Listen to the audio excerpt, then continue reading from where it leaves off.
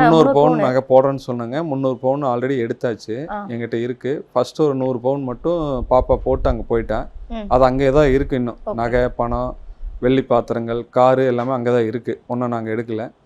மீதி இருக்கிற நகையும் வந்து இங்கிருந்து எடுத்துகிட்டு போகணும்னு சொல்கிற போது பாப்பா என்னங்கிற அந்த ஃபஸ்ட்டு 10 நாள் இன்சிடென்ட் நடந்து பாருங்க. அப்போ அந்த 10 நாள்லேயே வந்து கவின்குமார் வந்து உங்கள் சொத்தெல்லாம் எங்கெங்கே இருக்குன்னு கேட்டிருக்கா. அப்படி ஓகே.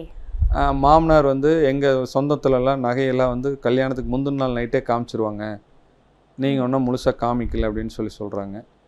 இந்த 2-3 நாளுக்குள்ள மாமியார் வந்து கம்மலை கழட்டி அந்த சொரையெல்லாம் செக் பண்ணுறாங்க, இது கோல்டான்னு சொல்லி செக் பண்ணுறாங்க.